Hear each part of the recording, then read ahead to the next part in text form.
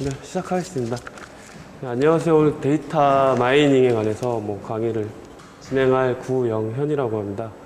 제가 조금 약간 오늘 포커스를 못 맞춰가지고 지난주에 연장이라는 생각은 못하고 그냥 데이터 마이닝의 어떤 기법들, 기술들 이런 것들이 여러 가지가 있고 사실 굉장히 파생된 기술들이 굉장히 많이 있습니다. 그래서 데이터 마이닝 같은 경우는 굉장히 오래된 학문인데도 불구하고 최근까지 여전히 쓰이고 있었음에도 불구하고 주목받지 못하다가요.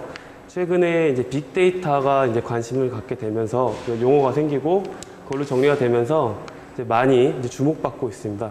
사실은 근데 없던 학문이 갑자기 있던 게 아니라 뿅 하고 나타난 게 아니라 그냥 그동안 있었던 거고 기본 개념은 이 말 그대로 데이터들 갖다 이제 모아놓기만 하면은 그때 로우 데이터들은 아무런 의미가 없어요. 그래서 그 로우 데이터로부터 어떤 의미, 패턴들을 찾는 작업들이 데이터 마이닝입니다. 그래서 데이터 마이닝에는 들어가는 기법들에는 약간 이제 머신러닝, 그 다음에 스태틱한 그런 확률 기반의 그런 기법들이 많이 들어가는데 세부적으로 들어가면은 너무 어렵고 사실 그 안에 내용들을 다 알 필요도 없습니다. 왜냐하면 이 모든 것들이 이제 웨카라는 저 위에 보이시죠? 웨카라는 API 형태로 다 제공되고 있기 때문에 여러분들은 오늘 제가 설명드릴 거는 일종의 그 맵입니다. 그래서 어떠한 기술들이 있고 그런 거 갖다가 어떻게 쓸 수 있으며 실제로 최근에는 여기 나와 있는 사례들은 이제 예전 사례들입니다. 예전이고 미국 사례고 지금처럼 모바일 시장이 성숙하기 전의 얘기이기 때문에 약간 좀 안 맞는 부분이 있는데 그런 부분에 대해서 제가 추가적으로 설명을 드리도록 하겠습니다. 예, 그래서 여기서 맨 처음에 저희가 그 고민해야 될 부분이 있습니다. 그래서 데이터 마이닝이 어디서부터 어디까지가 데이터 마이닝이냐 그런 거부터 얘기를 해야 될 것 같은데요. 컴퓨터 사이언스와 엔지니어링의 차이는 아실 겁니다. 그래서 사이언스 같은 경우는 말 그대로 어떤 시어리가 있어갖고 100% A면은 무조건 B다. 이런 그런 이론이 아니라 엔지니어링 같은 경우는 이런 경우에 성능을 한 80% 보이더라. 이런 내용들일 겁니다. 마찬가지로 데이터 마이닝은 컴퓨터 사이언스가 아니라 엔지니어링이라고 볼 수 있고요. 여기에서 파생된 학문들이 이제 패턴 인식, 그 다음에 정보 검색도 여기와 무관하지 않고요. 정보 검색과 연관이 있기 때문에 당연히 자연어 처리랑도 연관이 되어 있습니다. 그래서 설명을 드리면은 먼저 데이터와 인포메이션의 차이가 있습니다. 기존에 이제 데이터베이스 안에 들어있는 그런 데이터들, 문서로 형태로 들어갔을 수도 있고, 웹 문서 정도로 들어갈 수도 있는데 이런 데이터들이 있는데 이 데이터들만 가지고는 어떠한 의미도 찾을 수가 없습니다. 그렇기 때문에 그 데이터들을 모아놓고 데이터들 간의 연관성을 찾아가지고 그걸 가지고 정보를 뽑아내는 게 이제 인포메이션이 되겠죠. 그래서 이 두 개의 차이를 갖다가 먼저 잘 아셔야 되겠고요. 가까운 예로 제가 학교 시스템 지금 BI 시스템을 개발하고 있습니다. BI는 비즈니스 인텔리전스의 이제 약자인데요. 학교에 어떤 의사결정을 해야 될 일이 있을 때 그 의사결정을 위해 필요한 어떤 통계나 그런 패턴들을 찾아주는 겁니다. 가령 예를 들어서 서울의 무슨 구에 있는 남학생들 같은 경우에 학교에 들어와서 어느 정도의 성적을 냈고 취업률이 어느 정도 되더라. 그래서 그쪽으로 취업 설명이나 이런 거를 더 가야 된다. 이런 의사결정 같은 경우는 이제 기획처에서 준비를 해서 기존에는 수작업으로 그 데이터를 만들어가지고 그거를 이제 이사회에서 이제 보고를 해가지고 결정하고 이렇게 했었는데 이 데이터 마이닝 시스템을 적용해가지고 기존의 데이터들에서 의미 있는 정보를 뽑아가지고 의사결정할 수 있는 분들이 보고 결정할 수 있게 이렇게 도와주고 있습니다. 그래서 데이터 마이닝을 하면 이제 머신러닝을 뺄 수가 없습니다. 그래서 이 부분은 어디까지 설명할까 하다가 이제 간단하게 어떤 기술들이 있다 정도로만 얘기를 할 거고요. 그 다음에 이제 스트럭처럴 디스크리션이라고 해가지고 어떤 패턴들이 이제 룰 형태로 나옵니다. 그래서 뭐뭐이고 뭐뭐이면 뭐뭐이더라.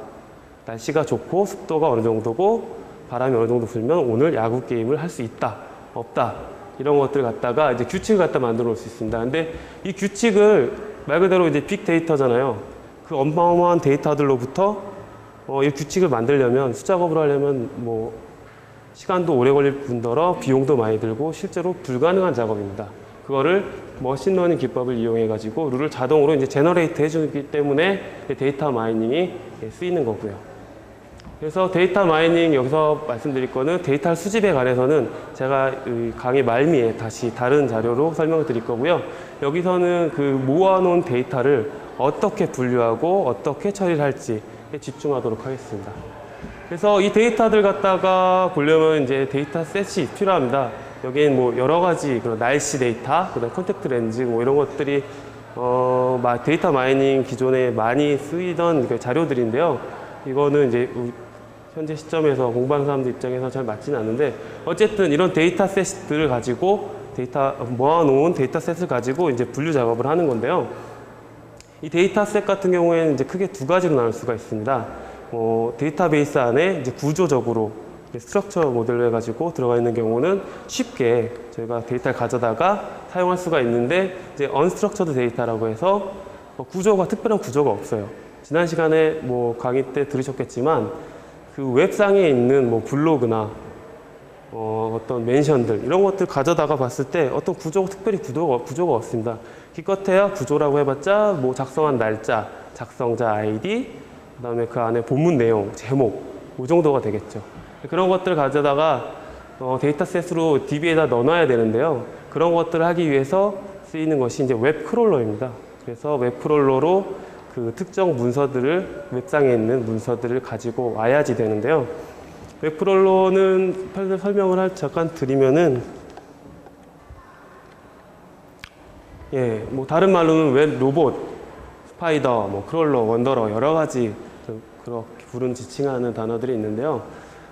맨 처음에 이제 seed URL이라고 해가지고 출발하는 URL을 몇 가지를 줍니다. 그러면은 그 URL에서 시작을 해가지고 뭐 여러분 알다시피 웹페이지 안에 또 다른 데로 이제 하이퍼링크가 연결이 되어 있습니다. 그 돌아다니면서 그 URL 들어가서 다른 URL들을 찾아내고 분류를 한 다음에 돌아가서 거기에 있는 컨텐츠들을 다 수집을 해가지고 그거를 데이터베이스에다가 이제 집어넣고 그걸 인덱싱 해놓는 게 이제 웹크롤러라고 생각하시면 될 것 같습니다. 그래서 수집을 시작하게 되면은 그 안에 있는 seed URL을 가지고 수집을 출발을 하고 출발해서 이제 웹사이트를 돌아다니다가 그 웹사이트에서 다른 데로 링크가 걸려 있다. 그러면은 그 URL을 획득을 합니다. 그래서 그 URL 갖다가 다시 또 이 수집된 URL 목록에다 넣어놓고요. 그 다음에 URL만 뽑아내는 게 아니라 그 페이지 안에 있는 그 문서에 있는 내용들, 경우에 따라서는 이미지, 뭐 동영상 이런 것까지 같이 이제 다운로드를 하게 됩니다. 그렇게 한 다음에 이런 것들을 갖다가 수집된 웹 문서를 이렇게 모아놓고 그 다음에 URL은 따로 이렇게 관리를 하는 거죠. 그래서 이 웹크롤러를 이용해 가지고 이렇게 수집을 하게 되는데요. 지난 시간에 들으셨던 그 레드테이블의 그 모델 같은 경우는 이런 식의 웹크롤러로 그 수집을 해올 수가 없습니다. 왜냐하면 좀 이런 식으로 수집해 오기에는 좀 막아놓은 부분도 있고 그냥 무작정 다 가지고 와서 쓰기에는 원하는 정보는 이제 한정되어 있는데 예를 들어 전체 웹페이지가 이만큼이라면 그 중에서 특정 타겟으로 삼는 웹페이지는 한 요 정도다. 그러면은 그것들을 가져오기 위해서 이제 래퍼라는 걸 쓰게 됩니다.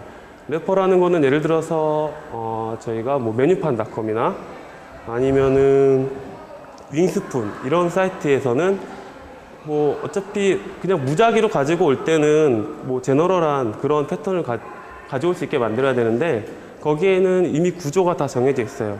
구조화 되어 있기 때문에 거기에서 제목이 뭐고 내용이 뭐고 이런 것까지도 가져올 수 있기 때문에 뭐 작성자가 누구고 날짜가 언제고 이미지가 뭐 어떤 게 있고 그런 게 알 수 있기 때문에 미리 그 HTML 태그를 분석을 해가지고 그 안에 있는 걸 갖다가 구조를 여기다 적어 놓고 그 안에 있는 특정 태그로 시작되는 부분부터 끝나는 부분까지의 데이터를 가지고 와서 넣어 놓는 겁니다. 네. 그런 식으로 이제 래퍼를 이용한 웹크롤러는 그런 식으로 이제 구성이 되어 있고요. 이거는 이따 다른 자료로 다시 마지막에 설명을 드리도록 하겠습니다. 데이터셋이 이런 식으로 구성되어 있고요. 그 다음에 현재 이제 그 사용하고 있는 실제 사용 사례들을 보면은 웹페이지 랭킹을 순위를 구하는 것들, 그 다음에 대출, 이 사람을 대출을 해줘야 될지 말아야 될지 그냥 대출 상담자가 그냥 하는 게 아니라 그동안 이런 유형의 고객들에게 대출을 해줬더니 대출을 잘 갚더라, 이런 사람들은 잘 못하더라, 이런 걸 과거의 데이터들 가지고 재구성해 가지고 하는 방법이 있고요.